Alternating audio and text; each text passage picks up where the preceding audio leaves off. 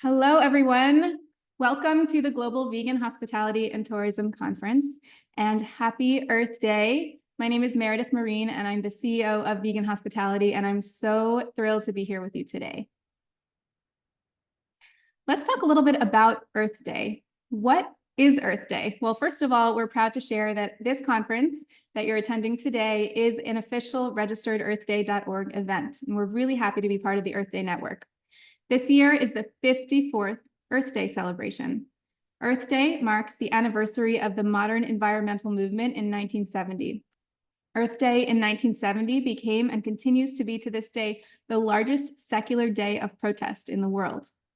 The 2000 Earth Day campaign was the first time Earth Day included a campaign focused on global warming, and it continued with the 2010 campaign pushing for the sustainable green economy and reduction of carbon footprints. 2020 was the 50th anniversary of Earth Day, and they had the theme of climate action, with earthday.org hosting a live stream event that 1 billion people attended, making it the largest online mass mobilization in history.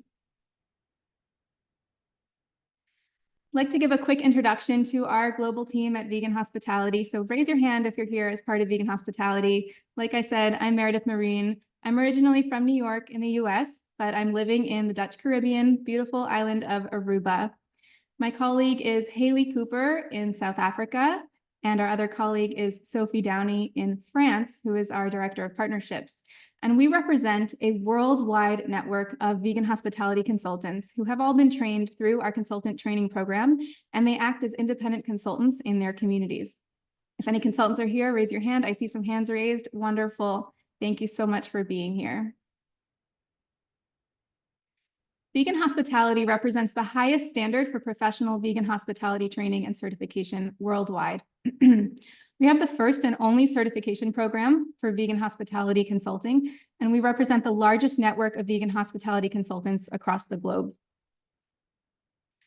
Our mission is to make the vegan lifestyle accessible and acceptable worldwide by helping hospitality professionals successfully and confidently serve their vegan guests. So how do we accomplish this?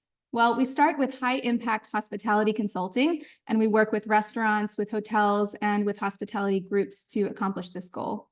We train and certify vegan hospitality consultants around the world. We host conferences like this one, and we have certification programs for hospitality executives, and we partner with mission-aligned partners on various projects. One of the key topics we're here to discuss today is the link between food and sustainability. And if you take a look at this chart on the screen, you'll see that about a quarter of the world's greenhouse gas emissions come from agriculture, with cows being the #1 agricultural source of greenhouse gases worldwide, particularly because of their methane. Half of the world's habitable land is used for agriculture, and nearly all of the mammals on Earth, other than humans, are livestock. Now, I encourage you to take a screenshot of this picture so you can review it in more detail later on, because it is really striking if you've never taken a look at the link between food and sustainability. The hospitality and tourism industry has a responsibility and an opportunity to make an impact. This industry can reduce greenhouse gases through their purchasing power, showing the farm industry which products they're willing to buy. They can make an impact through setting positive trends in the industry to transition the culture of dining and travel toward more sustainable practices, as well as by influencing individual guests' food choices by providing creative and thoughtful plant-based menu options. And I know many of you here today are working with hotels and restaurants that do value sustainability and are already working toward these goals. Vegan hospitality practices are often the missing puzzle piece for hotels, restaurants, and food businesses that value sustainability. Because as you will hear later from many of our presenters, lessening the environmental impact of animal agriculture by encouraging and adopting more plant-based dining options is one of the most important things we need to do as an industry and as a population to continue to keep this planet sustainable for human life. So what can you do? Vegan hospitality practices include offering on-menu plant-based dishes and plant-based event catering, training employees to be advocates for your company's plant-based culinary programming, encouraging vegan tourism and marketing to increase vegan clientele who will choose items that reduce your carbon footprint, and consulting with experts in the industry who can help you plan strategically for the plant-forward future of hospitality. Vegan hospitality practices will give your establishment a competitive edge in the market, as well as increase customer satisfaction. Vegan hospitality practices help future-proof your business, and they also enhance operational efficiency. And I'm so excited for you to hear from our presenters today because they're going to touch on every aspect of this. Sustainable travel is the future, but it's also the present. Just last year, in the Sustainable Travel Report, which collected responses from over 33,000 travelers around the world, Booking.com found that a vast majority of those who travel are looking to do so in a more sustainable manner. That's around 76 respondents that want to travel sustainably over the next 12 months.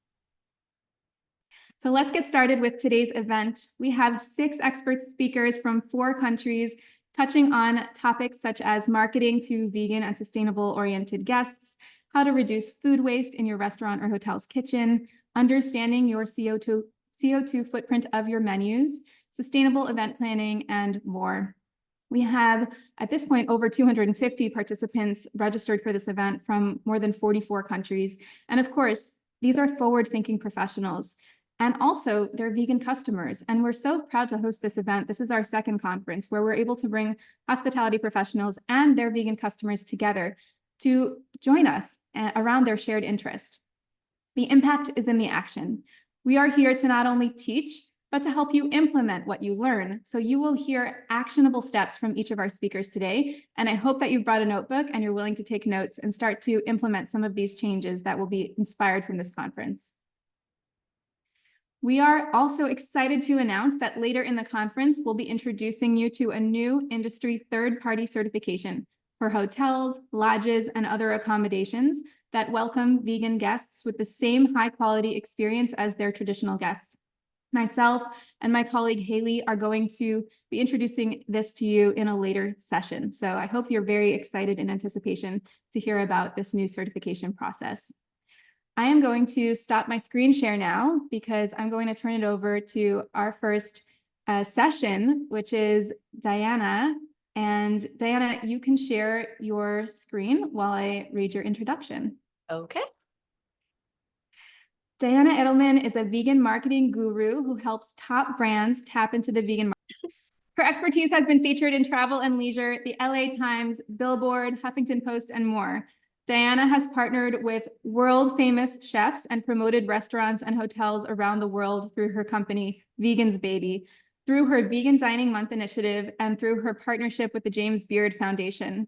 We are excited to hear Diana talk today about magnetic branding and marketing strategies to draw vegans and sustainability enthusiasts to your restaurant or hotel. All right, Diana, go ahead. Thank you. Now screen share. Okay. All right. Hi, everybody. Meredith, thank you so much for having me today. I just want to make sure that because I'm going to ask questions, so I want to make sure I can see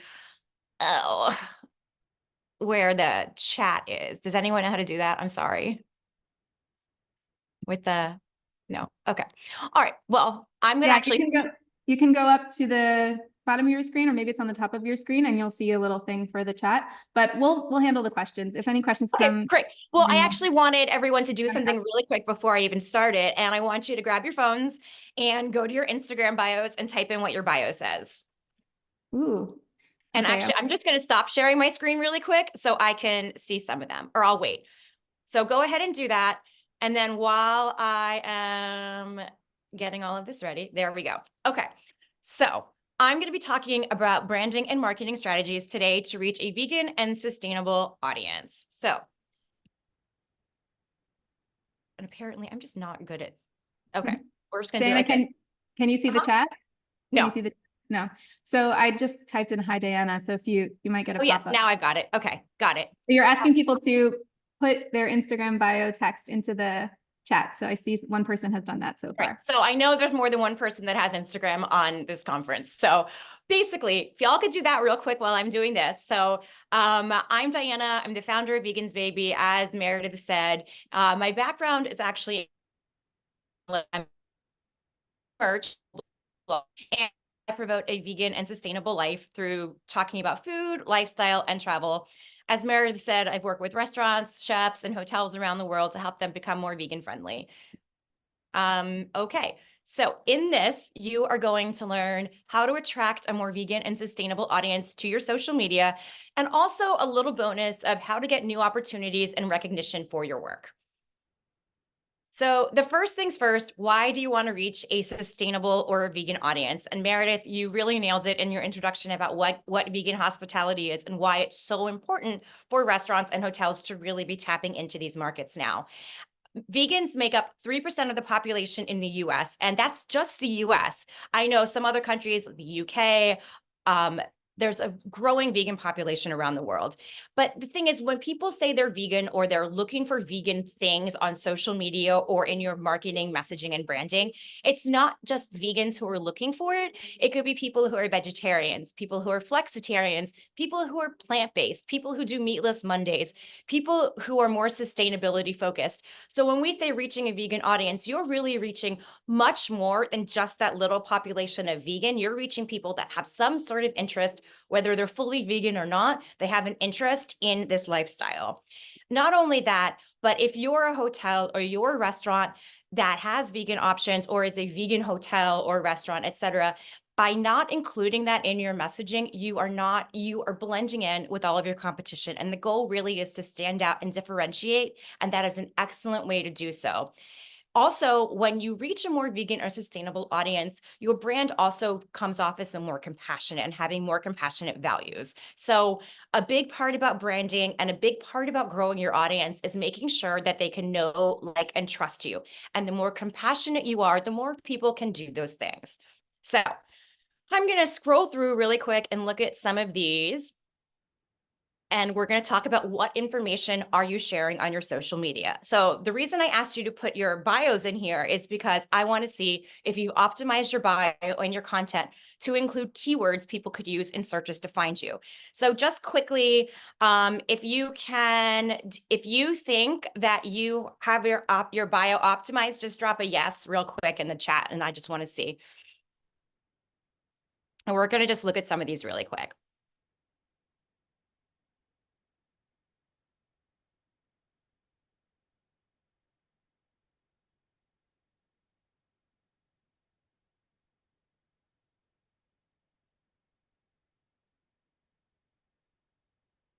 Okay. Great. All right. So it looks like a lot of you are saying, no, you don't have your bios optimized. All right. So basically, if you look at my bio, now my bio is not the best example, but I know that I have put in all the keywords and optimized it. You want to look at your bio and see if what's in your bio, if people are searching, that's how they're going to come find you. So if I'm looking for a vegan hotel or a vegan friendly hotel or a vegan friendly restaurant, it would need to say in your bio, vegan friendly, vegan hotel, or something along those lines to get people to know that you have options for them. Not just that, but we're going to start with the very beginning. So the bold part where it's my name, I have my name, I have my brand, and I have New York City influencer because that's what I do right now as my main part of social media. You would have something to the extent of your brand name. And then if you are a consultant, your name, and then what you do. It doesn't need to be huge. It doesn't need to be loaded with keywords, but you want to have those things in there because that's what people are going to see. And then if you go down to the actual bio, you see I've put my location in. I can't tell you how many times I've gone to look at a restaurant or look at a hotel and the location is not in their bio. Really important to put that in there. Don't put your address. You don't need to do that. You can use the bottom contact, etc., directions that Instagram gives you to do that. But it's really important to have where you're located in there. And then a little bit about you. So for me, I'm sharing me, food, lifestyle, and destinations making veganism easy. So if you're a restaurant, do you have vegan options? If you're a hotel, are you a vegan-friendly hotel? It's really important to be putting those things in there. Ignore the email. You do not need an email in your bio. You have options to go ahead and have people click through. The only reason I have that is because a lot of brands look at social media through mobile or through the laptop versus mobile. And so that's easy for them to copy. Whereas when you're on mobile, you can just click message and it'll get you there. And then you want to look at your messaging and your content. Are you attracting the right audience with your messaging and your content? Are you posting a bunch of videos if you're vegan friendly? Are you posting a bunch of videos about steak and eggs and all of the different things that you have that aren't vegan, and forgetting about that you have a vegan audience that would like to give you their money and like to support you? And finally, what hashtags are you using? Now, I had a call with Meta like a couple months ago now, and their best practices now is to do 3 to 8 hashtags. That's it. The days of doing 20 to 30 hashtags are gone. It's 3 to 8 hashtags. And so my rule of thumb for that is, who are you? Who do you want to attract? And something else. So for me, if I'm using hashtags, let's say I'm promoting a hotel that's vegan friendly. So my hashtags I would use in that post would be vegan travel, vegan hotel, travel to whatever city or country it is, and then something about me, like hotel reviewer or something like that. You don't want to get cutesy with your hashtags. If you have a brand hashtag, that's great. Use it if other people are using it. If it's just you using it, save it. It's real estate for a hashtag, a different hashtag you can use. All right, now let's really dig into your content a bit. Are you showcasing that you're vegan friendly and sustainable and the different aspects of your property? Do you talk about if you have down alternatives? So I love it when a hotel gives me a pillow choice. Do you want down? Do you want down alternatives? I'm going to choose the down alternatives, but it's really important to be talking about those things. If you have a spa in your hotel, do you have vegan friendly spa products? Do you have vegan candles in the gift shop? If you're a restaurant, do you have a vegan menu? Can you cater your options to be vegan? Talk about those things and showcase those things, and make sure you're dropping in those keywords in your captions to really reach that audience. Not only that, but lives. I think lives oftentimes get ignored, but it's a great way to reach people that aren't your audience. So you want to tap into lives to attract the vegan and sustainable audience that don't follow you. Great idea is doing recipes and demos. Show people how to do quick and easy cooking demos and how to make something. Also, share vegan products you use. So if you are a hotel and you've got a spa, go down to the spa and showcase, hey, look, we've got this, and then we're lighting this soy wax candle. Anything like that really kind of shows people who you are and what you value, and that's important. I get asked all the time about partnering with influencers, and I can tell you this, you will have more success partnering with the smaller influencers than you will with the big ones. Kim Kardashians are great. You're going to spend a ton of money or give away a ton of stuff to get a Kim Kardashian in your hotel, and your ROI will not equal what it's going to cost you to do that. You want to work with micro and macro influencers. They have much better engagement. They will bring you so much more ROI, whether you're comping them a meal or comping them something like that, or you are paying them, which in today's day and age, it really is best practices to be paying these creators because they are working for you. But really, I've seen people with 5,000 people following them, and their engagement, their influence is incredible. If whatever this person says, they will run out and get whatever product it is. So really look into skipping the big partnerships and doing the micro and macro. And depending on budget, you're looking at anywhere from 200 up for that. And then how are you engaging with people? Are you making conversation? When I take over brands' Instagrams, it boggles my mind how many people I've gone to their messages, and there are unread messages from a year ago. And not only are they unread, they're opportunities that they could have converted these people into customers, but they never respond to them. I'm talking like messages of, we're a party of 20 and we'd like to come in next week. Is that possible? And they're just ignored. So at least once a day, respond to your DMs. Not only that, but check your comments. If people are commenting on your posts, respond to them. It's really important. Instagram, TikTok, Facebook, they all reward you for keeping people on their apps. So if someone says, oh my gosh, that dish looks so good, ask them if they've ever had it, or ask them, what's your favorite dish at our restaurant? Anything like that, but keep the conversation going. People love to answer questions about themselves. They love to engage. And when you do that, you are building brand loyalty. So commenting. In order to grow your audience, you need to be engaging beyond just your account. So look at influencers who you would like to be talking about you. Go to their page, comment and engage on their pages. Look at vertical brands and products that you have. So if you're a restaurant and you serve Impossible or you serve Just Egg, engage with those posts that Just Egg and Impossible are posting. Engage with the people that are commenting on those posts, because that is also your potential audience. And then also look into vegan and sustainable. So people that follow vegan and sustainable products, vegan and sustainable businesses, that's your audience too. So take a little bit of time. I say at least 30 minutes to an hour a day, and get in there and start engaging with these people that don't follow you and turn them into followers. And then finally, stories.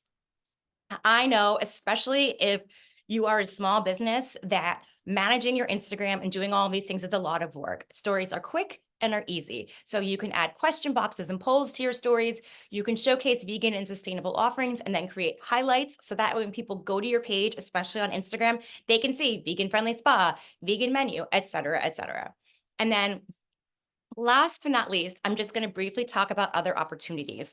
Are you reaching out beyond social media to get your name out there, beyond just PR? What awards can you be nominated for? Take a deep dive and look and see what kind of awards there are in your industry. What conferences, what networking, what speaking opportunities are there in vegan and sustainability that you can participate in? And then finally, this is a tip that I think a lot of restaurants especially forget about, is your tourism boards are there to support you. So when I lived in Las Vegas and I was the director of marketing for a hospitality group, I was working with the LVCVA, the Las Vegas Convention and Visitors Authority.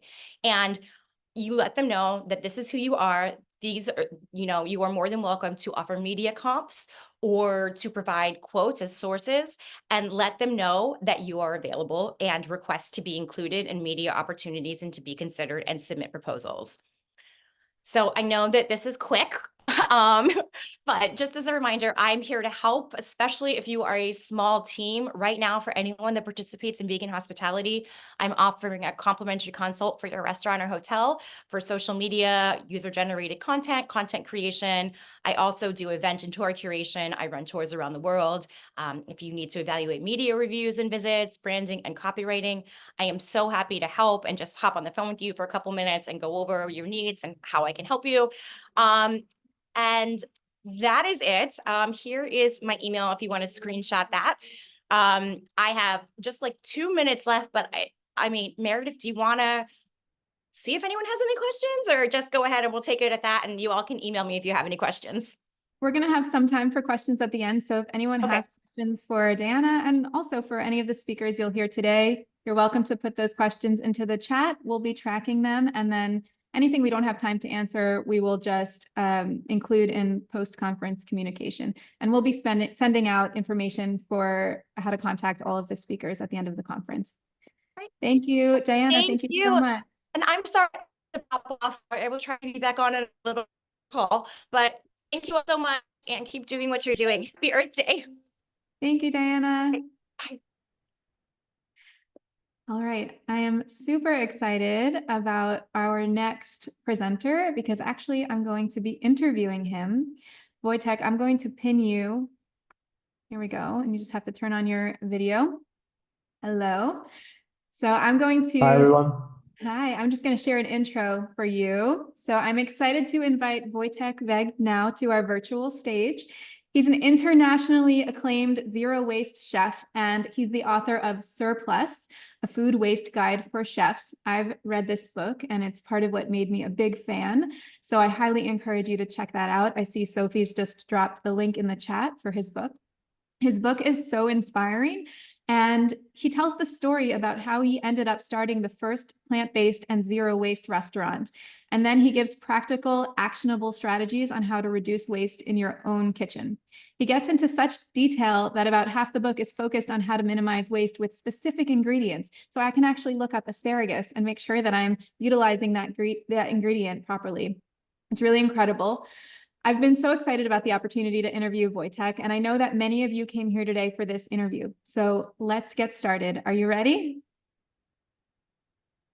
Vojtech, are you ready? Is everybody ready? If everyone's ready, I am. Thank you for the kind introduction.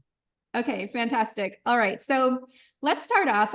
I would like you to talk to us about the difference between reducing waste and preventing food waste. Reducing and preventing. The way I would put it is that we will be always reducing waste, right? Even if we are preventing it, we are reducing it. But just because we are reducing it, it doesn't mean that we are also preventing it. And the difference is that if I'm only focused on the reduction of the food waste, then that means that the creation of that food waste still happens. The food waste is continuously being created, and I only look at it once it is being created. So I create my food waste, and then I look at how can I reduce it. And then I create it, then I have that food waste, and then I ask, how can I reduce it? But that needs to shift into how can I prevent it? What can I do in my process, in my system, that would stop me from creating that food waste in the first place? And at that point, I don't need to focus on the reduction because the food waste is not created by default. It has been designed out of my system. So I really need to ask, why is the food waste happens in my place? And exactly which process, which dish, which system, which step, which department, which employee, which menu, what creates it? And look at that. And then that becomes prevention. And when the prevention is there, the reduction is not necessary anymore. I love the explanation how when the prevention is there, the reduction is not necessary. And I'm sure in your experience, you're seeing a lot of companies focusing on reduction. Would you say that you're more noticing they hire you to consult when they're needing to reduce it, forgetting about the prevention part of things? That's one of the biggest things because we always assume that like I have something I created waste, well, how can I reduce it? But we only think about it when that waste has been created and not before it has been created. And that's the most important shift for everyone, for every business. Yeah. Okay. Thank you. In your book, you talk about how in your restaurant, you didn't have a waste bin. That is mind-blowing to me. There was no garbage bin in the kitchen. Could you share why that was and how you made that possible? Well, it was designed that way from the very beginning since I started planning for the restaurant. So I spent multiple years of planning that process and I knew that there's not going to be any waste. And I did want it to go that level of extreme of not even having a bin in the kitchen. And it was possible because of the careful planning of the system, but there was also a thing that we need to change in a couple of weeks, I think. We needed to add a small organic compost bin for the permaculture farm because essentially we had kind of a food waste that wasn't safe to consume for humans. So there wasn't anything to do with it. There are simply things and parts of ingredients that are not consumable, and these had to go somewhere. So we had a small organic bin, but even that wasn't there at the very beginning. At the very beginning, we've been completely extreme, like no bin whatsoever. But then the more experience we gained, then we realized like, okay, there has to be something, but still there wasn't any other bin. That was the only bin that we had. Wow. I imagine that forces you to have to create solutions because you literally don't have one. So did you find that your employees were on board with that? And was it hard for them? There wasn't any other option. That was the only way. It forced you to think about that waste before you created it. Because if you already had a handful of food waste, then that was too late to think about it. It wasn't going into the bin because there wasn't any. So you really needed to plan every step and every process in your kitchen to make sure that there is nothing left at the end of it. Wow. Wow. All right. Can you tell us about the black truffle mindset and why this is so important? So the black truffle mindset is kind of a term I came up with to say that we all have zero waste mindset by default. We all know how to make the most of one ingredient at any time. And the reason I use the black truffle example is that you know how the black truffle is treated when it comes into the kitchen. It's stored perfectly in perfect conditions. It has a special place in the fridge, a special container. When you work with it, when you use it, or when you shave it over the plate, you make sure you go and pick up every little crumb from the plate. It goes into infusion, it goes into the sauce, it gets used somewhere, it's stored for something. when you have the tiny bit left over at the end, you don't just chuck it in a bin, you use every tiny gram of the black truffle. So that is a perfect example of having a zero waste mindset in the kitchen for me. So what if we would apply that zero waste mindset to every ingredient that we work with? What if I would look at my carrots and at my lettuce, my potatoes, like black truffles? What if I would treat them the same way? We already know how to do it. We're just not doing it with every ingredient. Why do you think, I know this wasn't one of the questions I sent you, but why do you think that people aren't doing that with every ingredient? Why are they doing it with the black truffle and not with the carrots, for example? We are biased with the cost of the ingredients because the black truffle is so expensive per kilogram, much more expensive than carrots. But then the question is, how many black truffles you use in a year and how many carrots you use in a year? If you consistently waste 10 or 15% of every kilogram of carrot that you touch in the kitchen throughout the entire year, it's easily going to add up to the same cost as if wasting the crumbs of the black truffles. Because if you look at the amounts per kilogram of the product that you use in the kitchen, then any quality product will add up roughly the same amount, even if not more, throughout a long period of time than those few grams of black truffle here and there. But yet it's completely unacceptable for us to waste a small bit of black truffles. You don't put it in a bin. But it's acceptable to trim off unnecessary amounts of other produce because we think it's cheaper, but it's usually not true if we look at an annual period.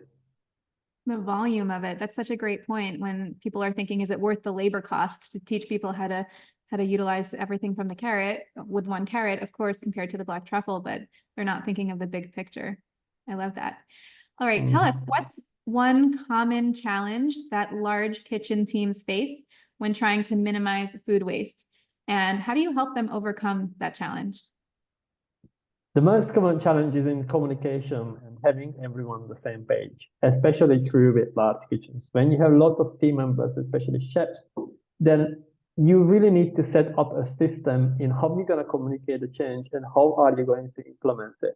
And that is the most important thing. And that is the first thing that we are looking at, how to make sure that everyone is on board with what's about to happen and the changes that we want to see. And the only answer to that is creating a system, is to having a rule, making it a mandatory. You already have rules and mandatory systems in your kitchen, but they are not applied to the food waste. We all have HCCP procedures. They are not optional, they are mandatory. You got to do it. You don't have a choice as a chef. It's communicated clearly in the kitchen on every door and every step. But the food waste prevention is not. We do it when we have time, or one guy is more passionate than the other, and then you have like inconsistent results. You have one department that is reducing the food waste, and then the other restaurant does not because they are too busy, they don't have time. There has to be a system in place. There has to be a step-by-step plan of what exactly going to happen, what is gonna be the new procedure, how are we creating dishes, how we work with ingredients, how we store those ingredients, how we treat them, how we extend their shelf life, and etc. And it does not have to happen all in one day, of course, but it's very important to have a system in place that is clearly communicated across the whole team. And most of them, not only the chefs and the kitchen team, but also the F&B and the front of house team, to make sure that everyone understands what is the goal that we are working towards and how are we actually going to get there.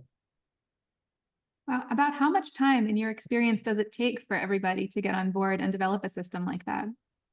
It depends how good the system is and how fast are we able to communicate. There doesn't even have to be much time. It's a matter of days, sometimes hours.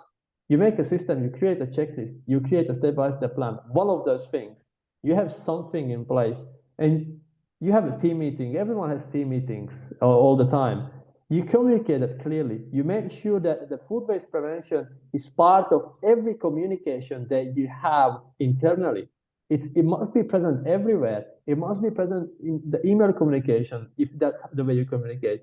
Your briefings, the daily meetings with the front of house, the management meetings.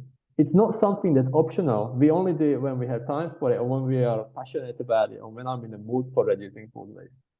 It has to become a new standard operating procedure. It has to become one of those points on your list. Yeah. Awesome. So what is the first step that a chef or an F&B director should take if they're interested in preventing or reducing food waste in their kitchen? You got to measure your food waste first in some way. You have to know what's in your bin if you want to reduce it. Because if you don't, then you will 100% of the times it's underestimated how much food is in your bin. You must have an idea what creates your food waste, not only what's in your bin, but then based on that information to find out what creates your food waste. Does it come from the front of house? Is it because of the unfinished plates, overly large portions? Is it the kitchen waste? Is it the preparation waste that we have? Do we have an excessive spoilage in the fridge because of wrong way of storage? Are we overproducing something unnecessarily? Are there too many components of my a la carte dishes that are not necessary to be there? What is it? Which stream creates your food waste? And then you need to zoom in on that. You don't start with what's easiest to do. You start with what is the largest contributor to your food waste. You look at what is the majority of the food waste, whether by type, whether by ingredient, whether by process, what's in your bin, what is the largest amount, and then you attack that as the number one priority. You reduce the largest stream of the waste. Okay, so you start with what's going to make the biggest impact on the waste. Yeah, because it's so easy to get like hooked on these all cool ideas, like I'm gonna ferment this, make dehydrated that, I'm gonna deposit all these cool things. But if you're only reducing a handful of waste on a daily basis, and on the other end of the kitchen you are wasting 100 kilograms of potato peels, then it absolutely no impact. It does not matter that you saved your parsley stems for pickling if some other guy next to you is wasting 100 kilograms of potatoes. Yeah, that makes so much sense. We have time for a bonus question, so I'm going to put you on the spot and ask you, what is your favorite vegetable and what do you like to do with it? I love so many vegetables. It's a tough one, but I love broccoli and I love cauliflower as well, and these things.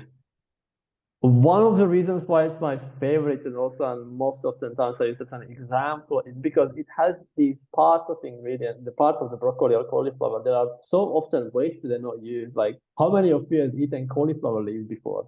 How often you use the cauliflower leaves? You know, there is so much nutrition in them. Same with the broccoli stalk. So easy to use. There is so much nutrition and flavor in them. Much better than the broccoli flowers themselves. Carrot tops. Well, I love carrots because the carrot tops is such a concentrated flavor and aroma of the carrot, more than the carrot root itself. I love potatoes. You know, like it's I can't choose one. It's the skins and those parts of ingredients that we are wasting so often is where the flavor and nutrition is concentrated. Potato is like roasted potato is delicious. I'm gonna be making roasted potatoes right after this call, and I'm looking forward to them. And I love vegetables.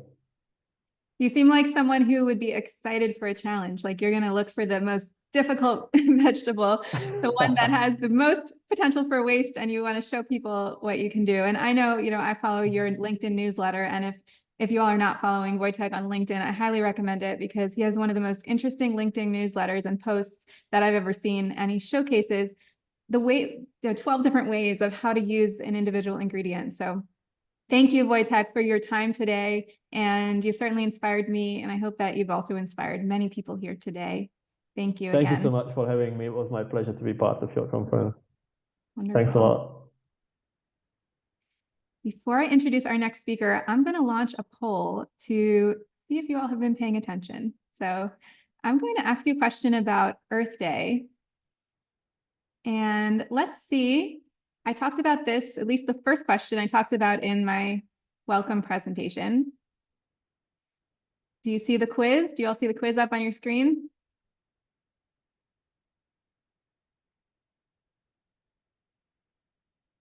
I see some votes coming in. If you missed the first few minutes of the conference, you might not know.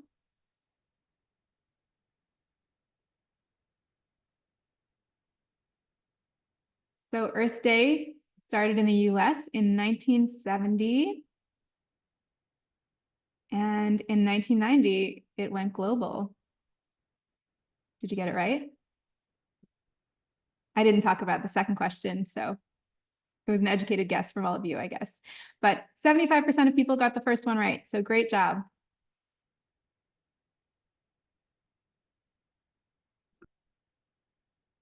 Let's do one more poll.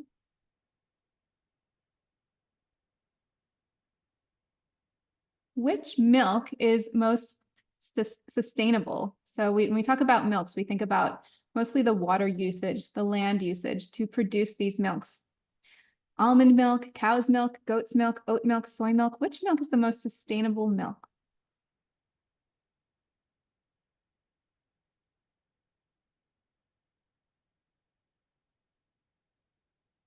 All right, I think we can start to see a clear winner. Give you another minute.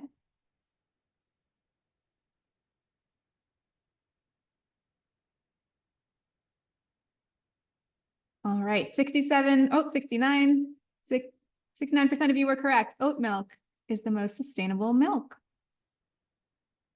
Now, it doesn't mean that it's your favorite choice, right? We all like different things, and that's why there's a ton of options. But when you're choosing for sustainability reasons, oat milk is the way to go.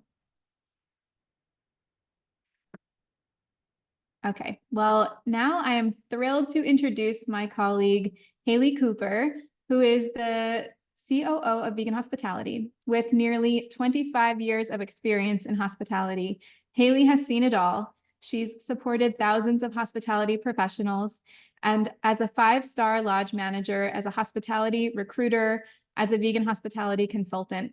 She's going to share with you today something very exciting that has been years in the making that we are excited to reveal to the industry today. So Hayley, I'm going to pin you right now. And I'm going to share your slides.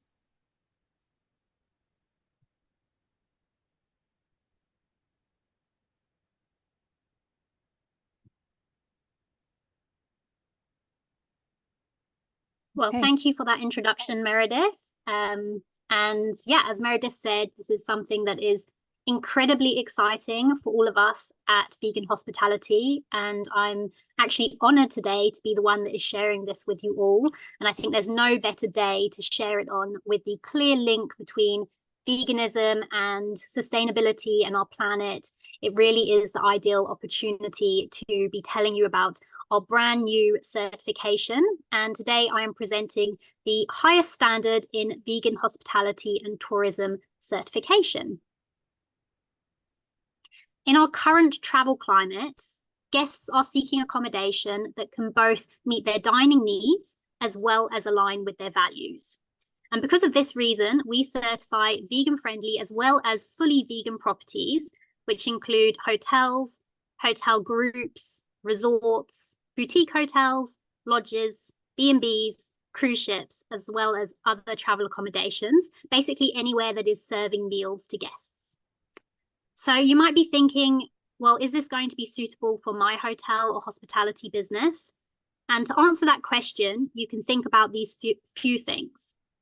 Does your company aim to serve all guests with both excellence and ease?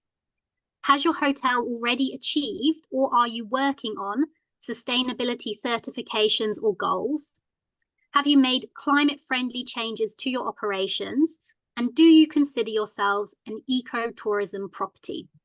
In addition to this, does your restaurant or culinary offerings already offer plant-based options?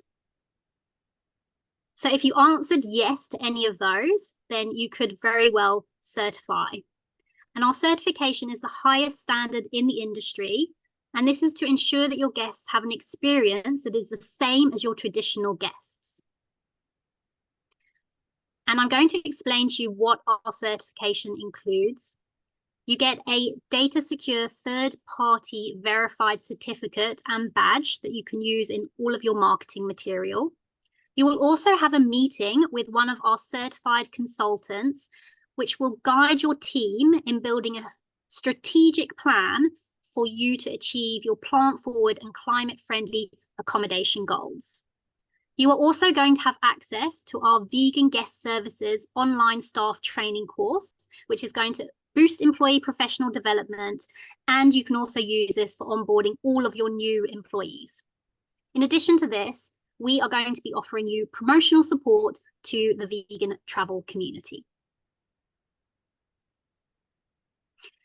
So, does your hotel meet our criteria? So this is the basic criteria that we have. And when you go onto our website, you'll see there is a form that you can fill out, and all of this is clearly explained on there. So basically, what you need is to have at least one on menu or on buffet vegan meal option for each day of an average guest night stay. So you all know how long your guests stay on average. So it has to be every single day. And that would be for your breakfast, your lunch, and your dinner if you are serving all 3 meals. You also have to have vegan desserts and snacks that mirror the quality of your options for your traditional guests, your non-vegan guests, sorry, or your traditional guests. And any of the vegans in the room are going to appreciate this, that fruit as a dessert does not count. You also have to have plant-based milk options available on all of your menus where tea and coffee is served. And you need to take cross-contamination into account, and this would be both back of house in the kitchen as well as front of house, for example, on your buffets. So if you are still not sure if you qualify, then fill out the application form on our website anyway, because we will review this and then we are going to let you know. It's completely free for you to apply. And then if you do not yet qualify, we are going to point you in the right direction as to what further steps you need to take in order to get your accommodation certified. So really, it's like getting a free mini audit from us if you sign up. Once certified, you'll have access to use our certification logo on your website, which is pictured here on the slides. You can use this on your social media and any marketing materials. And our logo has been branded with discretion in mind. It's suitable for accommodation that is not targeting 100% vegan guests. And at the same time, our logo is well established, well known within the vegan community. We also provide training for your entire team, and this is our signature Vegan Hospitality Guest Services online training course. And what's really great about this is everyone who does this will be able to apply for a certification for themselves, which is our third-party certificate, which will link directly to their LinkedIn profiles, so they can showcase this directly. So it helps with development of them individually, but also for your hotel. We also are going to include a strategic plan. So this is where one of our certified consultants are going to have a consultation with you, and they're going to provide you with a personalized plan to help support you in your goals to attract more vegan guests.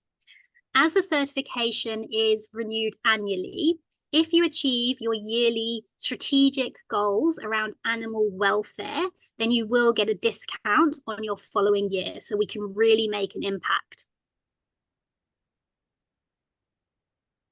So if you are ready to get started, application is free. It's only going to take around 10 minutes of your time. You can fill out the form on our website. The membership fee is $495, and this is only requested once you receive your certification status and we have had the opportunity to review your application. And when I say this is a brand new certification, literally you are the first people hearing about this, other than perhaps our friends and family members. So what this means is that you could be the first hotel in your region or even your country if you sign up today or soon. So I'm actually going to be handing back over to Meredith now, and she's going to be explaining in more detail about our all-important and unique strategic planning that we provide with this certification. Thank you, Hayley. So I am going to be talking about our strategic planning process, but also if you find that you do not work for a hotel or your hotel is not ready for certification, this will still be very useful for you because you can work on a strategic plan with or without a consultant, with or without certification. So I'm going to be talking about why every hotel and every establishment, every food service establishment and accommodation needs a vegan guest strategy in 2024, and of course, how we can help you do that. Why do you need a strategic plan for serving vegan guests? Having a strategic plan means your company is proactive rather than reactive to the growing demand for vegan-friendly guest services. And I think it would be helpful for you to just consider right now, looking at your own accommodation, if you work for a hotel or a restaurant, is your company in the proactive category right now or in the reactive category? Do you have a strategy to attract vegan guests, or are you reacting when a vegan guest happens to make a booking or walk in your door? In just the last 4 years, plant-based menu items have increased by more than 60%, and that growth is only expected to continue. So we can call this a trend, but it's truly a transition. We're transitioning to a plant-forward future of hospitality. Data Essential predicts that the plant-based items will be found on over 40% of restaurant menus by 2025, which is just very close, right? We're only a couple months away. A report by Global Data found that 70% of the global population is either reducing meat consumption or considering it. Millennials and Gen Z customers in particular show a strong preference for plant-based foods. These demographic groups are driving the demand for vegan products and influencing food trends. And the demand for vegan food is not limited to Western countries. Emerging markets in Asia Pacific, Latin America are also experiencing growth in the adoption of plant-based diets due to health consciousness and, of course, environmental awareness. Having a strategic plan means transitioning from accommodating these guests to attracting these guests. So this is another instance when I want you to start to self-evaluate and think, is my property able to accommodate guests? That's a great place to start. But are we attracting guests? Because if you're not attracting guests, then you are missing out. For example, if you currently have a plant-based burger on your menu, you are accommodating vegan guests. And that's assuming that the bun is vegan, that there's no mayonnaise, there's no cheese, there's no non-vegan items on the vegan burger. Because sometimes we do see a plant-based patty and the vegan guest cannot even be accommodated. So let's assume you're accommodating, right? Accommodating means that if a vegan guest happens to make a booking or happens to walk in, you can serve them something. Accommodating sometimes also means that you are willing to create vegan options upon request. So a vegan guest books a 7-day stay, and perhaps your chef is able to accommodate the entirety of the stay and create 3 meals a day for this vegan guest. And that is wonderful, but that doesn't mean you're attracting these guests. A vegan wouldn't know from your website that they could be eating at your place or staying at your place. They wouldn't know from your online menus because you don't have vegan options on the menu. They would only know that you could accommodate them if they made a special request and you responded to that request. So this is in the reactive state and not in the proactive state. Alternatively, attracting customers means that customers are specifically choosing to dine at your restaurant or choosing to stay at your hotel because they know you have quality offerings. They know they're going to have the same quality experience as the other people in their party. And it also means they might become return customers because they know that there's something more for them to enjoy. So if you have one vegan option on your menu, most likely that person's going to just eat it one time. They're not going to come every single day and have the same lunch if they're staying at your hotel for 7 days. So what you're essentially doing by not having vegan options on the menu is you're inviting your guests to go spend their money elsewhere. Having a strategic plan means optimizing the vegan guests' experience and the experience of their entire party. Everyone at the table benefits when the vegan guest has a good experience. I often hear from travelers who want to know where to find vegan options or where to stay, what hotel to stay at. And sometimes it's not a vegan person that's asking me. It's a mom who has a vegan daughter, for example, and wants to know that the vegan daughter is going to find what to eat. So it's not always the vegans themselves that are seeking out this information. And it does need to be clear on your website, on your menus, and in your marketing materials if you want to be attracting parties that include vegan guests. So think about it for a moment in your own life. Do you know someone who's vegan or someone who enjoys eating plant-forward meals? Well, what would it be like to dine with them, to be able to go out to eat and dine with them, or to go on a vacation with this person? You would, of course, want them to have the same kind of experience that you could enjoy if you were not vegan yourself, but they were. So We want to not only think about the fact that we are attracting the vegan guest, but we are attracting the entire party that may or may not be booking a stay with you if you didn't have vegan options. Having a strategic plan means staying competitive in the growing market. So as more and more hotels and restaurants are becoming vegan friendly, there is more choice. And so of course the vegan customers and their party, they're going to choose the most attractive offering. This is one of my favorite topics, aligning your team's actions with your company's values. This is what having a strategic plan can do for you, because I'm sure that your company already has values that align with excellent service to vegan guests. So these are company values of some of the world's top hotel groups. If you work for one of them, you can maybe see yourself here: sustainability, strong guest relationships, corporate social responsibility, inclusivity, empathy, people first, embracing change. These are values that your company might already hold. So what we do in our strategic planning meeting is we help you identify and enhance the links between your own company values and your service to vegan guests. Are your values linking with your actions? And is your programming for vegan guests or plant-forward guests, is that matching the company values that you hold so dear? So you can see how many of these values already lend themselves. Of course, inclusivity, right? We can't be inclusive if we're excluding certain guests. We can't really be people first if we're not including all people. If we want to have a corporate social responsibility, we need to think about what is happening with our menus. What are we doing with our purchasing power? And embracing change, right? We all know that change can be hard. People want to resist change. It can be scary. But if your company has a value of embracing change, then this is such a wonderful way to accomplish that value and put it into action. So for hotels that are certified, we include a strategic planning meeting with a certified consultant, and we do our best to pair you with a consultant in your region to walk you through best practices in animal welfare, food waste management, menu engineering to reduce greenhouse emissions.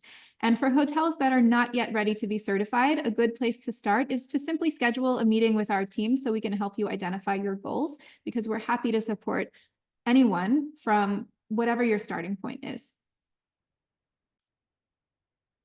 So when your hotel gets certified and the consultant meets with you, this is what we might cover. We're going to look through your culinary programming to see where we can enhance it, where we can help you continue to attract more vegan guests. So maybe you've got a great start with the desserts, but it doesn't quite match the intensity of experience that the non-vegan guest is experiencing. So you might have a chocolate cake and a cheesecake and a key lime pie for your non-vegan guests. And for your vegan guests, you've gotten started, you've got a sorbet and you've got the vegan whipped cream, but maybe you need some support with creating some more exciting options. So we might be able to give you some recommendations in that sector. We'll take a look at your marketing plan for vegan guests and provide you with some action steps that you might choose to continue to market to vegan guests or to start marketing to vegan guests in a more robust way. So we might recommend certain hashtags that would be used to attract vegan guests, or support you in action steps related to connecting with vegan influencers. We're here to help you act on this more quickly so that your team doesn't have to do all the research in understanding the vegan market, because that's where we excel. We're also happy to support you with food waste management. So we do have resources in our strategic planning guide to connect you with experts in this sector. So experts like Vojtech or like Amber, who is also going to be speaking today, to help connect you with people that can really support you with understanding the carbon footprint of your menu in really planning out your food waste. Regarding rooms and housekeeping. So we intentionally don't have rooms and housekeeping as part of our criteria for certification, because we know that large hotel chains, they don't necessarily, if you're working for one property, you don't necessarily have control over the kind of toiletries that you're buying. You don't have control over the cleaning supplies, perhaps, because it's coming from corporate guidance. So what we want to do is support you in that, and support you in starting with educating your staff, understanding what is a vegan-friendly toiletry, what is a cruelty-free cleaning product, really starting there and making any small changes that you can start to implement in your own property to work toward having vegan-friendly housekeeping, having vegan-friendly rooms. And vegan-friendly rooms might come down to the materials used in the furniture. It might come down to the materials used in the in the pillow, like Diana had mentioned. So we have various ways that we can support you, whether that means working toward vegan materials throughout your hotel or working toward creating an individual vegan suite. We will discuss sustainability, sustainable menu engineering, animal welfare practices to just take a look at what are your connections with animal welfare as a property? Do you have animals on site?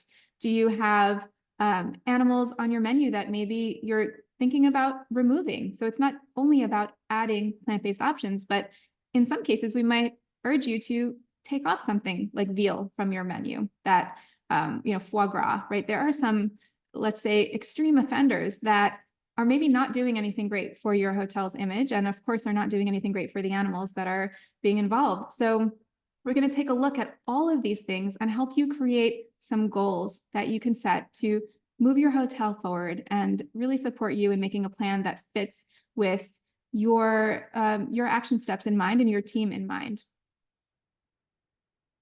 During this strategic planning consult, we'll help your team select goals. So we make sure that they are actionable and achievable. And we don't have a specific amount of goals that you must choose. You're going to go through and you'll choose your goals. And like Hayley shared, there are going to be incentives for certain goals where you will receive discounted annual membership based on the goals that you achieve.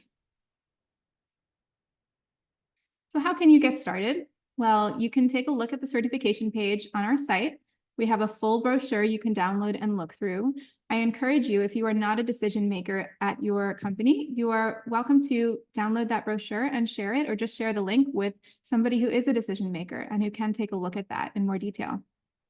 You're welcome to apply for the certification, and anyone at the hotel can apply. So it can be a manager, it can be a chef. We've had conversations with sustainability directors that might be able to apply for this, marketing managers. So whoever would like to apply can fill out that application, and we will get back to you with an explanation of whether you have qualified for certification or whether you have not and why not. And we will provide steps for you to take to accept your certification. And then you will receive our staff training resources, as well as communication with a consultant to be able to book your strategic planning consultation. So if you have any questions about the certification, please put them into the chat box. We will have time for a Q&A at the end once our speakers are finished. You can also contact me directly by sending me an email. So I encourage you to take a screenshot of this slide if you think you might have a question. And of course, this is the link to check out the certification in more detail. So now it is time for me to pin the next speaker. Let me pin Amber.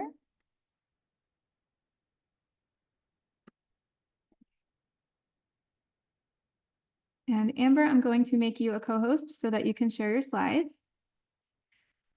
But just let me read your introduction before you do the slide share. So I am proud to introduce our next speaker, who happens to also be in the same country where I live, the beautiful tourism-focused island of Aruba. Amber is from Curacao and grew up in the Netherlands and is now finalizing her PhD in measuring the environmental impacts of food. Amber's latest research and teaching projects utilize life cycle assessment to analyze the carbon footprint of products and recipes, which can help restaurants and hotels make climate-friendly decisions when creating and updating their culinary programming. Amber's company, Trupial Research and Consultancy, focuses on creating a healthier planet through food and sustainability by offering consultancy, research, workshops, and keynotes. In her talk, she will help you get started in understanding your menu's carbon footprint to help you calculate and to reduce the carbon footprint of your F&B programming. So Amber, you can unmute your mic and go ahead and share your screen. All right. Thank you so much, Meredith, for this lovely introduction. And thank you also to all the speakers before me. It was lovely to hear you speak. Before I start sharing my screen, I would like to know a bit more who's in the audience. So I'm looking at all of you right now, and I'm going to ask you a question. And you can react by putting a reaction. So for example, I'm putting a heart now, right? I think you can see it on my screen. You can also, no, let's work with the clap. Okay, I'm going to ask a question. And if it applies to you, you can use the clap. So that is at the bottom of your screen. Everyone found it? All right, so I'm very curious who is in the audience. I would like to know first, who here is a consultant for vegan hospitality clients? See some claps? All right. That's quite some consultants indeed. All right. Now, who of you is a chef? Please clap for me or for yourself. I see some chefs indeed. Not so many. All right. Then who of you works at a hotel?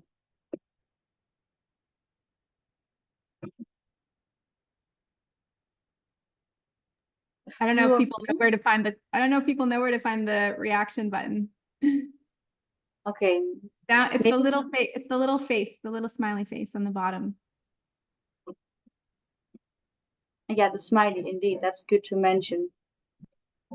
All right.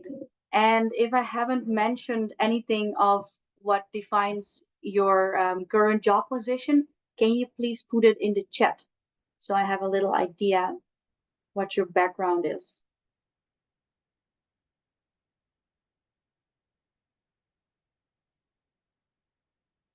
Don't be shy. Vegan food tour operator. Wow. Lodge owners, safari operators.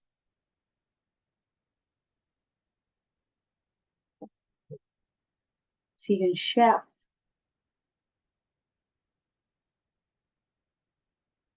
Right. I will keep an eye on the chat. Thank you so much for your input.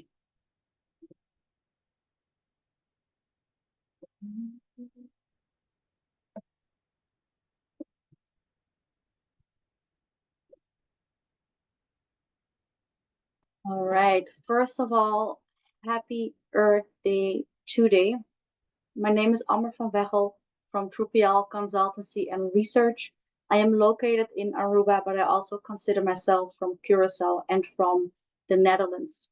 I am currently finishing my PhD, and I would love to tell you more about the background knowledge that is behind this PhD.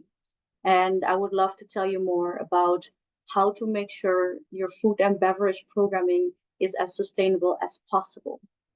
So I'm gonna start off with some bad news, unfortunately, but then we'll get to the good news.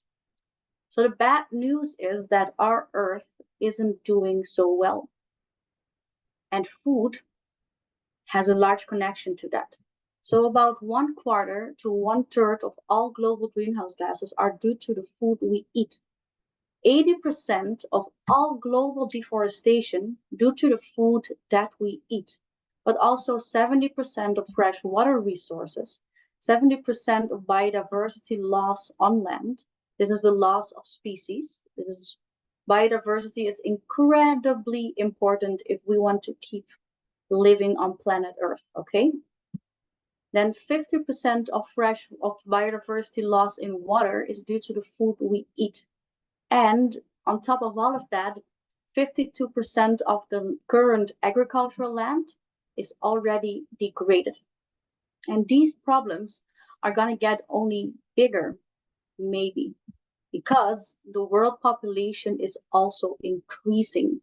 And also, people are becoming more affluent. And in many countries, when they become more affluent, they start to eat more meat, which is going to increase the problems I've mentioned before. But like Meredith mentioned, there is a trend and a transition into more vegan options becoming available. Next to that transition, what I also see is there are more and more companies that are communicating about their environmental impact. Right now, they mostly only communicate about carbon footprint, but I see that as an amazing start. Because carbon footprint, it's just one aspect of sustainability. It's an important one, but there is more to sustainability than only carbon footprint, okay? And I will touch upon that later as well. First, I'm going to show you some examples to show you, yeah, we are in a transition since a few years already. And big companies are already mentioning carbon footprints on their products. So you have the choice now. Am I going to help my clients to be at the forefront of this transition? Am I going to help them to communicate the reduction in environmental impact due to the choices that we make? And I think all of you will answer yes to that. So let me show you the examples. In 2019, Oatly, it's an oat milk company, they launched their CO2 numbers on the packaging. And what you see in blue is Oatly, in black is normal cow milk. So you can see that Oatly milk has more than 3 times less CO2 emissions than normal cow milk.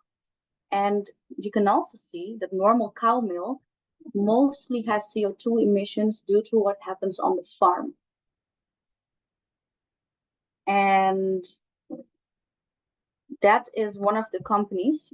Another example is corn, which is also a meat replacer, and they also communicate the CO2 of their product on the packaging since 2020. And since April 16, 2024, very recent last week, Albert Heijn, one of the major Dutch supermarket chains, is also putting CO2 emissions on their packaging. They're starting with their own brand products, and they're also going to incorporate CO2 emissions in their recipe finder, in their app. So on the one hand, I think this is a great movement because there is more transparency. On the other hand, I don't think it's going to be very easy for customers who has a clue. What does that mean? 2.7 kilograms CO2. Okay, per egg, for the whole egg, for the whole box. Is it too much? Can I still eat something else? I think it's going to be very confusing. So what I want to help companies with is to effectively communicate about CO2 as well and tell people, when is it good enough? When is it sustainable enough?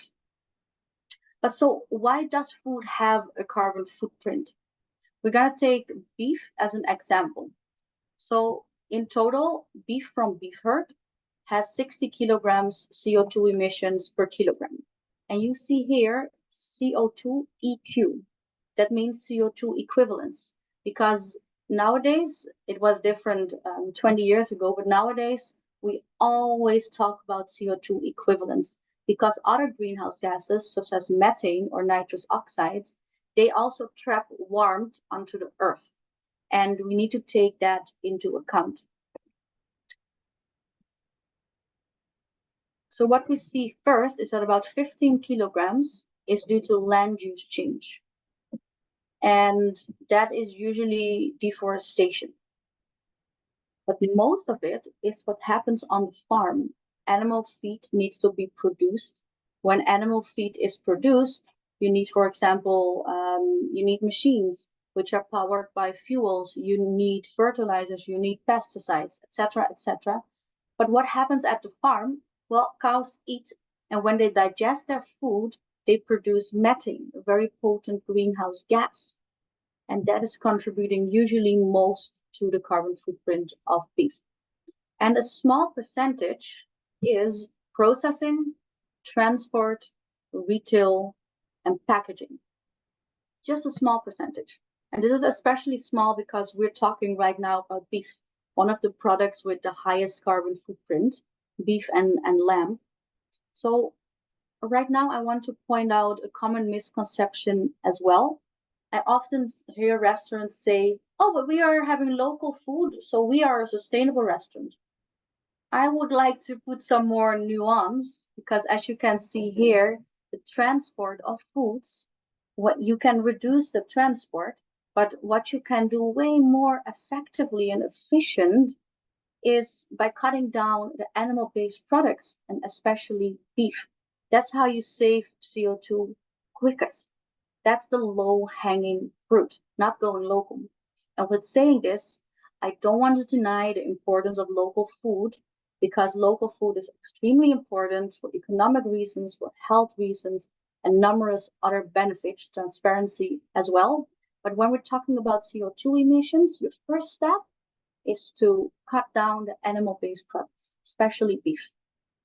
So let's put this beef into perspective now, okay? I don't want to throw around numbers. I want to put them into perspective. One thing we're going to see in the next picture is that there is beef from beef herd and from dairy herd. Here we go. So dairy herd beef, it has a lower carbon footprint, but it's both beef. No, it is both beef, but they don't have the same carbon footprint. When we look at dairy cows, the total CO2 of the total cow, CO2 emissions, is divided over the dairy and over the meat. So one thing that you can already do now, if you do choose that you want to keep serving beef because your customers require it, think of where your beef comes from. Because when you choose beef from a different country of origin or from dairy herd instead of beef herd, then you're also already reducing CO2. But you can also, for example, think of, okay, we're going to go for a hybrid burger.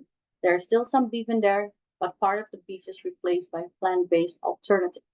But be careful with your alternatives, because for beef, you're saving CO2 for sure. But when you have a chicken alternative, it can well be that first chicken alternative versus chicken, that there are some ingredients in the Vegh chicken burger that are emitting a lot of CO2 as well.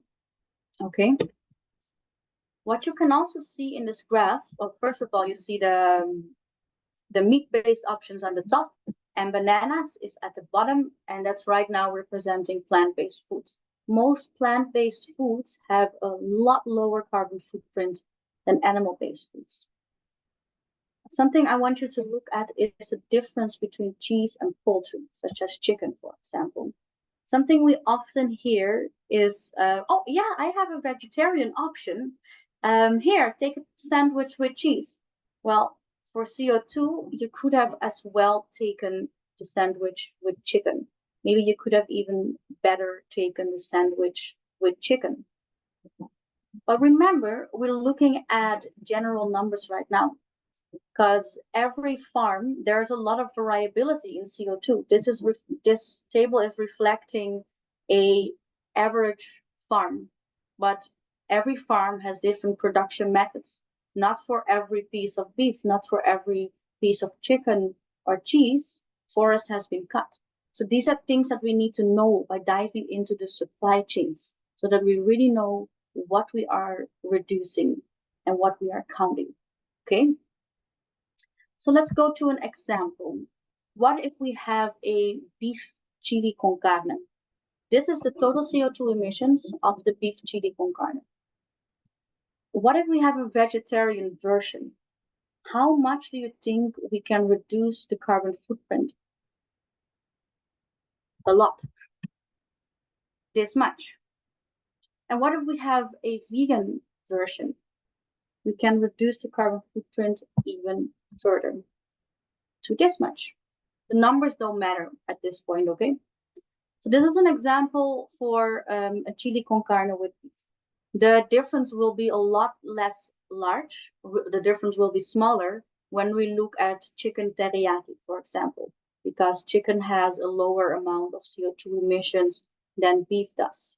But imagine communicating like this to your customers, not like this per se, but these numbers, because the difference, it's striking. And in general, according to this research, the meat-based dishes had an environmental impact 14 times higher than the vegan-based dishes. So you can promote, if you're already serving vegan, you can further promote it to sustainability-oriented guests by showing the numbers. And you better grab that chance, I think. People are ready for it. But we can't look only at carbon footprint. We have to take into account different environmental indicators as well. And water footprint is one important one, because we only have a limited amount of water available. And sometimes farms are located, for example, near to a river, and someone downstream the river, there might be a village, and they don't have sufficient water anymore, and they need to move. These are all things that our food system can be responsible for due to the choices that you make. So when we look at olive oil versus sunflower oil, give it some thought. Which one do you think has the highest water footprint? So think about, where do they grow, which climates. Well, we see that olives often grow in a much hotter climate. And olive oil indeed has a 10 times higher water footprint than sunflower oil. Now, does this mean that you need to ban olive oil from your menu? Please don't, because it's delicious. But you need to be aware of it. And when you are aware of the water footprint, carbon footprint, other footprints of your menu, you know where to reduce it. Maybe your biggest water footprint isn't in olive oil, right? This depends a lot on your menu, your procurement, your waste as well. So another important indicator is land footprint.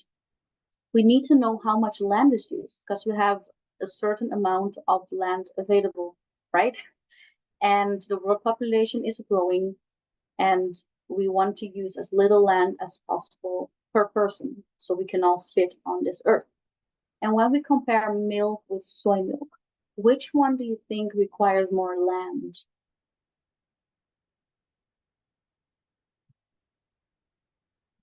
So milk requires 14 times more land than soy milk. But knowing the amount of land isn't enough. We need to dig further, deeper into the supply chain. And we want to know, for example, where this product comes from. What is the risk or the chance that deforestation has occurred? What is the chance that beautiful animals like this beautiful toucan have lost habitat due to deforestation? Or this jaguar? But it's not only about the animals. Have a look at the plants behind the jaguar. You or a loved one might get a disease at some point. And in rainforests, there are a lot of undiscovered medicines. Do we want to destroy that now to satisfy our dietary needs? I don't think so. Next to that, there are indigenous tribes living in rainforests, and the rainforests are the lungs of the earth. We need them. Also for him. So let's take an example. Let's take an example from the Netherlands.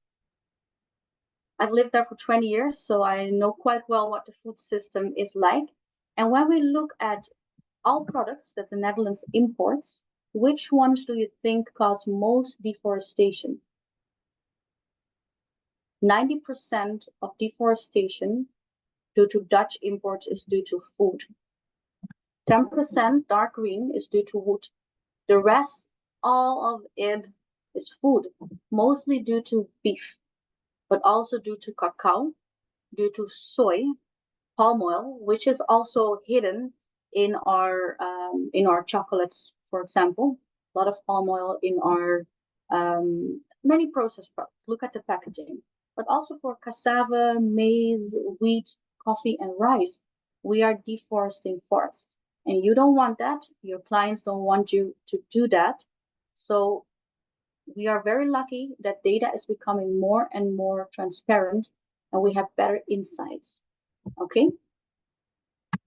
So thank you on behalf of them, on behalf of me, for thinking about the sustainability of your menu. And I would love to assist you with this. At 2PL Consultants and Research, this is exactly what we do. We help food companies in the hospitality sector, for example, to understand and to reduce their carbon footprint and other environmental impacts. And we do this with a holistic view. So if you want more information, you can either email me or you can leave your email via the form. You can take a picture of the QR code, and I will also put the link in the chat. I will do that after I've closed the screen. Thank you, Amber. Thank you so much. Thank you. For the level of detail and the nuance there. And I know you do so much more when you are able to look at an individualized menu in front of you and go through not just the type of product, but where is it coming from, and really going into that supply chain. It's such an incredible analysis that you offer. Thank you for sharing some of that with us today. So I'm going to launch another poll, and then we'll get into our final speaker for today.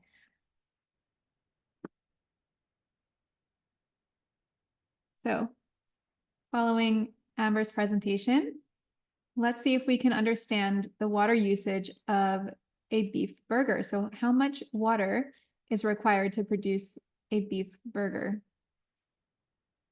Is it equivalent to a person showering for 2 months, person showering for 20 days, or for 1 month?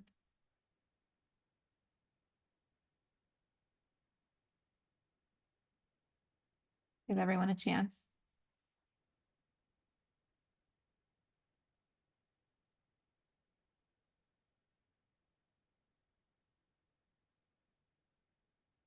All right. It's a close poll. We've got a lot of different answers here. All right, I'm going to share the results. All right, can everybody see? I know only about half of you had a chance to get into the poll. We have one more poll that is related to also to Amber's presentation about land usage. So with the current animal-based food system, we use around 4 billion hectares of land globally. How much land would be required if the world went fully plant-based? So if everyone was eating a fully plant-based diet, how would that change things? All right, we're starting to see a clear winner here.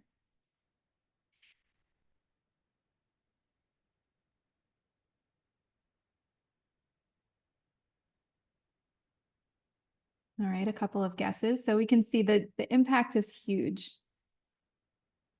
You're going to see a huge difference. So you can see if everyone transitioned to fully plant-based, we would get to 1 billion hectares of land. Thank you for participating in the polls. I'm going to pin Angelica to our screen. Angelica, I'm going to introduce you before you share your slides. Our final speaker is the brilliant Angelica Williams, who is a certified vegan hospitality consultant and an experienced sustainable event planner. She's a sought-after speaker on the topic of incorporating sustainable practices into both hospitality experiences and into everyday life. Angelica will be presenting today on actionable steps your hospitality business can take to increase sustainability in your event planning and in your catering. Whether you're planning a small or a large gathering, there are things your catering team can do to reduce the environmental impact. So Angelica, I'm going to make you a co-host so you can share your screen. And then after Angelica speaks, we will have time for a Q&A for anyone who wants to stay on. All right, so you should have access now to share your screen. Okay, let me know if this is working. Looks great. Okay, I'll just move this. Okay. All right, thanks everyone for having me. So today I'll be talking about success strategies for sustainable conference and event planning. Let's see, there it goes. I'm Angelica Williams. I'm the founder at Green Luxury Living, and I'm a vegan hospitality consultant and a sustainable event planner. And today I'll be talking about what is a sustainable event, are sustainable events a trend, and should hotels take notice, practical ways to create a sustainable conference and event, menu and buffet planning and ideas, and strategies for hotels to adopt before, during, and after the event.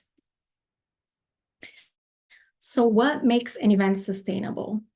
So social and environmental responsibility, where we make community, employee well-being, and environmental impact is the priority for the event. strategic planning for best use of resources, so making sure we know what we're doing before, during, and after the event with the resources. Looking at waste prevention, so making sure we waste the least amount of resources during the event, and also if there is waste, we find ways to manage it afterwards. And making sure that we involve staff and guests so they feel empowered to help make the event sustainable. So according to research by Sales and Catering Solutions, sustainability will be a top priority for 90% of event planners in 2024. And there is a noticeable shift in the preferences and expectations of event planners and guests, where sustainability and wellness have become key factors in choosing event venues. So hotels must be at the forefront of these changes so they can adapt to the preferences and requests from not only guests, but also event planners with their offerings. And this benefits, their local communities because they're getting them involved, which in turn creates cost savings for the event and the hotels, and obviously a positive brand image. And attendees actually feel better, enjoy more of the event because they feel like they're part of the solution. And of course, environmental impact reduction. So some strategies would be to look for venues and hotels that already have sustainability certifications. It's very helpful because they already have certain things in place. Otherwise, many hotels already have green initiatives that they list on their websites, and you can check those out anytime when you're booking an event, venue or hotel. But I would also look at offerings regarding plant-based menus, and also what are their food waste reductions that they implement. Reducing waste during the event, so looking for digital and paperless programs and making sure the least amount of paper and unnecessary items and swag is used, and also reusable materials. So anytime you're serving food, make sure the tableware, drinkware, everything is reusable, napkins, that kind of thing. And also using, if you do have an event that, or a specific lunch or dinner that is actually, you are not able to do the reusable items, you want to use something that is recyclable at a minimum. And which takes me to recycling and composting. So having bins labeled throughout the event where participants can either place their items in the compostable bin or even in the recycling bins, and having partnerships of collection for either the recycle or the composting. And I'll talk a little bit more about this later too. So for food waste prevention management, curating menus is very important. So finding menus, especially plant-based menus, that use the entire ingredient. So for example, if you're making butternut squash soup, you would use the entire squash, save the peels for vegetable stock, and you could roast the seeds to make a salad topping. So always looking at ways to use all the ingredients you have. And then whatever is created in terms of waste or excess food, look for donation programs where you can donate the excess items. And engagement and education, so including the community to support, including the guests to support local efforts of the community.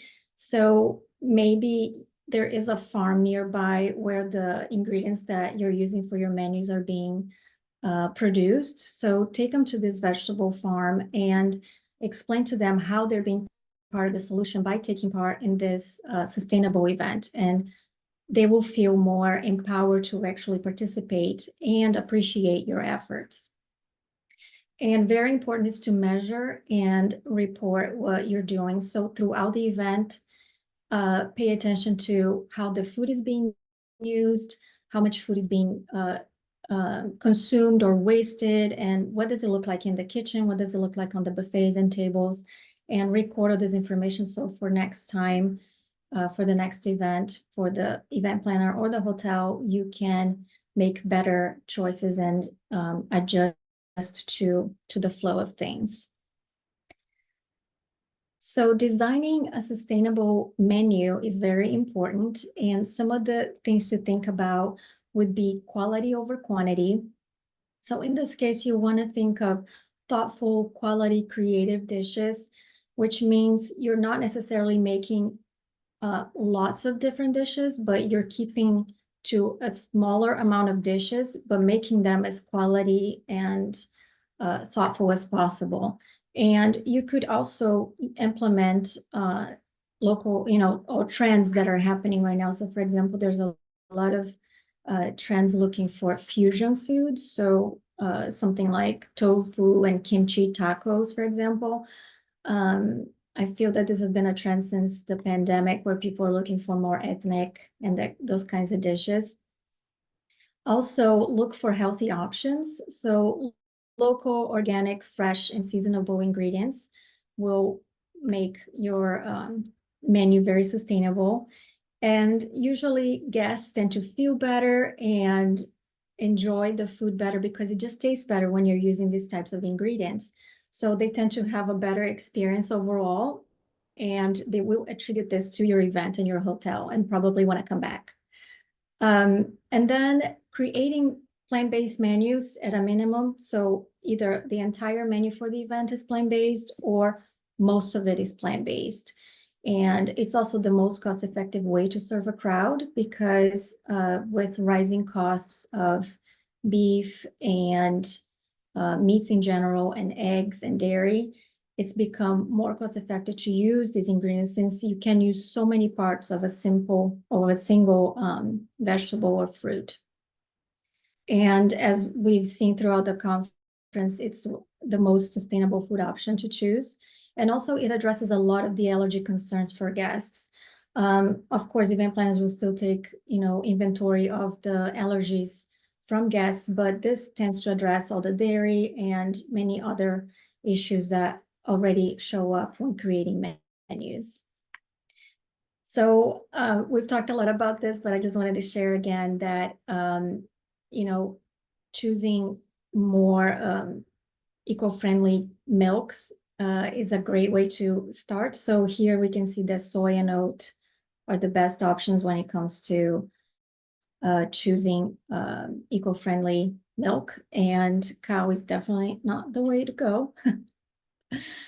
And again, some more statistics about greenhouse impact. So here for creating 50 grams of protein, how much does it take from each of these items? And obviously tofu, beans, and nuts create the least impact. So that would be the option for creating protein dishes. And just a fun fact of just one plant-based meal can save the same amount of carbon emissions it takes to drive a car across the entire United States. And I added some more statistics here, but just some comparisons to think about of, why these menus with plant-based dishes are so important. So it's estimated that in the United States, 63 million tons of food are wasted each year, with 40% coming from consumer-facing businesses, including hotels. So wasted food may generate as much as 10% of global greenhouse gas emissions, be responsible for more than a quarter of all deforestation, and use nearly a quarter of all water resources. So this is why we need to address this. So some practical ways to handle this, especially in buffets, would be to utilize smaller plates. Sometimes what happens is people get a bigger plate and they just fill it all up and then they don't eat all the food. So giving them smaller plates allows them to fill up their plates, but not waste, because usually they tend to eat everything that's on their plate. Also using smaller portions. So instead of putting an entire bagel or an entire sandwich on the buffet, cut them in half and let people decide if they're gonna, start with the half and then they might get more, or just use mini muffins and mini pastries as well. That way they're just getting smaller amounts at a time. And that's the idea, is preventing, people from taking more than they will consume. And then individual servings would be looking for ramekins instead of putting an entire chafing dish of a casserole. And again, people might choose just one portion, or they might choose 2 or 3, but that way there is less wasted at the end. So they tend to consume everything when they're in these smaller portions. And desserts and the casseroles actually look much better on the buffet when they're displayed in these smaller dishes as well.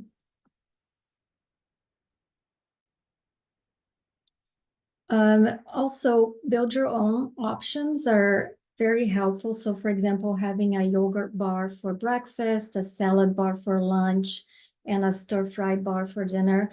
You have all the different toppings for these items separately in their own individual bowls. And then people can choose the items they want to use for their dish.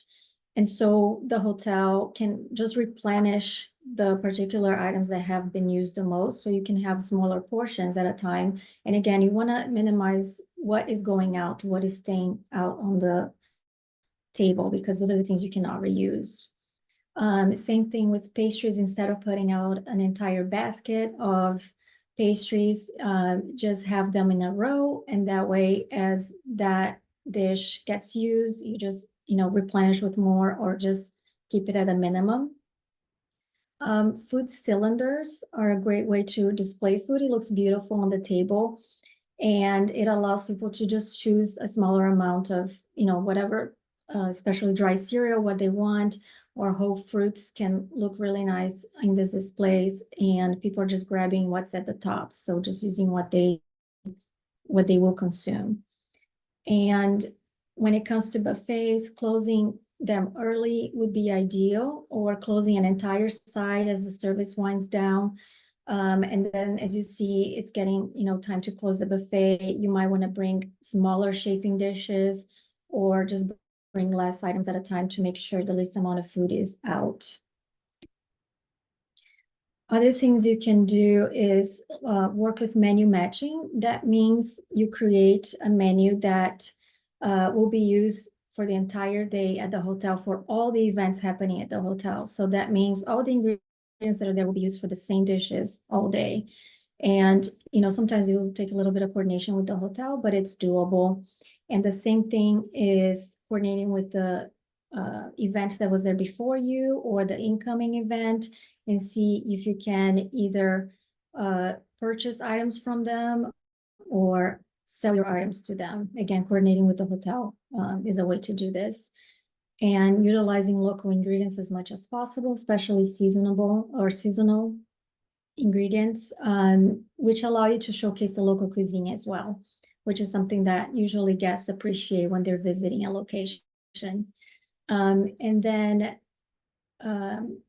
looking at the numbers. So if you can provide numbers to the hotel of attendees like the day before, this will allow the chef to figure out how many dishes they need to make for the next day. And if possible, to communicate the number of guests for every meal would be ideal, because then they can reduce, let's say people are there for breakfast, but they might not be maybe 50% or less are joining for lunch. So the chef can accommodate and figure out how much they actually have to make, versus just making always the same number and having waste.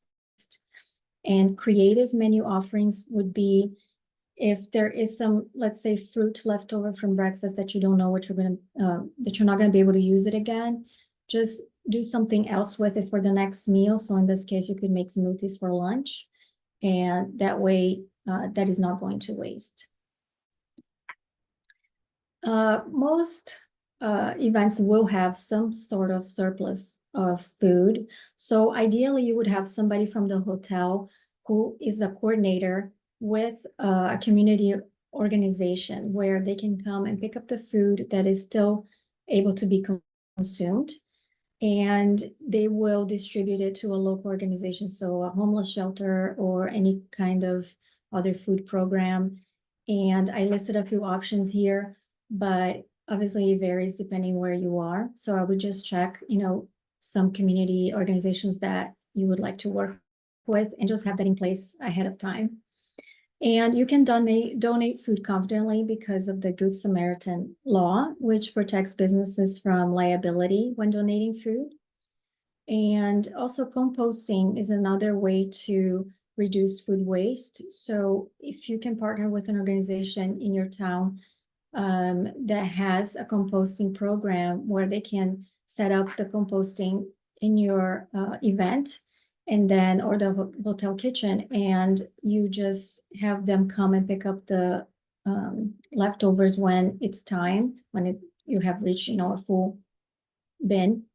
And then they create nutrient-rich soil that community can use for this. So it's also a great way to reduce waste.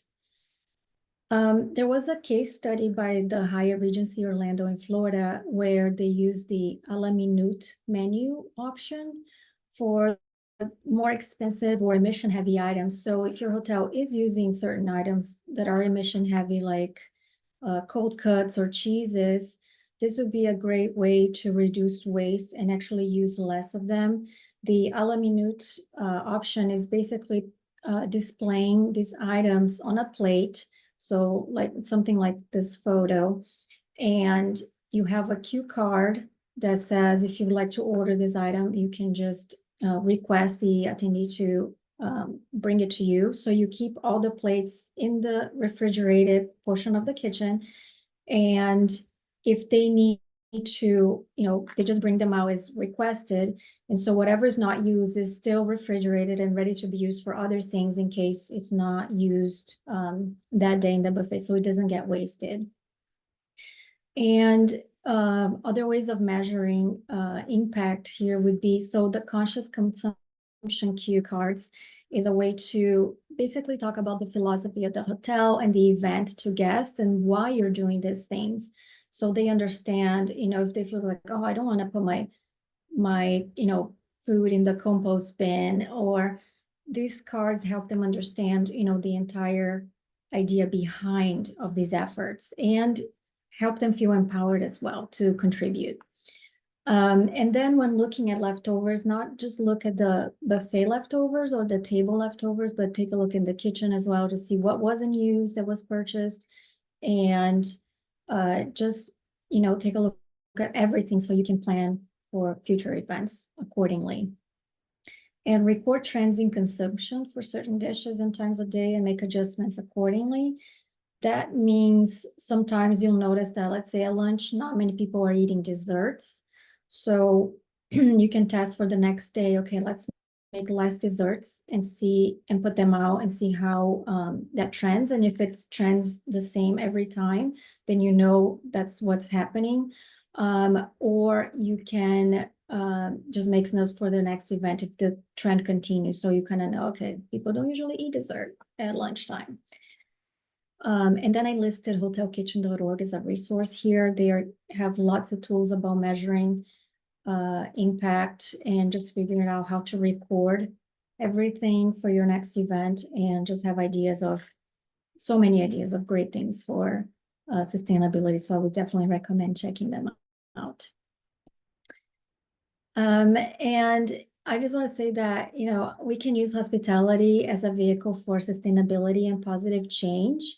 And even if clients are not asking for sustainable event practices, I feel that we have a responsibility to bring them forward because their future depends on it. I would explain the emissions impact of making better choices for the planet, together cooperation from guests and staff. Usually they feel empowered, they feel, they're being part of the solution, and I don't think there's much pushback from either side, as long as they understand why they're doing it. And, support the local communities by purchasing organic or seasonal food and products, supporting their conservation efforts, and educate the guests on why it's important. So if you're able to add a tour to a local place that is, creating sustainability efforts, why not show them to your guests and have them understand, the big picture of why you chose that location and why you're doing these efforts. And again, prevention first, always having a plan ahead of time to how you're going to handle waste, because it is going to happen. And finding the ways to, reduce that by using the plant-based menus and using the ingredients you have creatively, and using the strategic plating and portion control will also be very helpful to create a sustainable event. And I appreciate you guys having me here. I am offering a free strategy session. If anyone has any questions, I would like to talk about their menus or possibly creating a sustainable retreat or sustainable event. I can be the point of contact between you and the hotel or the retreat center. So I would love to talk to you and answer your questions. Thank you. Thank you, Angelica. You gave so many actionable tips and steps. I hope everybody was screenshotting, because I find that there's so much that goes into event planning and conference planning, and it takes an effort from the prevention side of things, and then really tracking and measuring those strategies. I also want to just thank all of you for being here. Thank you to all of our presenters, to our organizers, and thank you to everyone here who showed up today to celebrate Earth Day with us. The best way to stay in touch with us is to follow us on LinkedIn and subscribe to our newsletter. We send out a monthly newsletter, so it's not going to spam you in your inbox often, but we are constantly thinking of new and innovative ways to teach and support our clients, and of course, everyone who is inspired by vegan hospitality practices. So Sophie has dropped that link in the chat. You're welcome to take a look and sign up for the newsletter. And I want to open it up for any questions. If anyone has a question about vegan hospitality, about our new certification, or about any of the topics shared today, I'd be glad to answer. So let me give you a moment to think through any questions you have, and you can put them into the chat. I also want to share with you that you will be hearing more about the certification. So we'll be posting about it. This was our official launch. So if you are in the industry, you're going to start hearing about it. You'll see press releases and articles, and we're going on a podcast tour. So this is going to hopefully blow up your phones and your computers. If we do it successfully, there will be a lot of more information about this, and we're very, very excited about the impact we're about to make.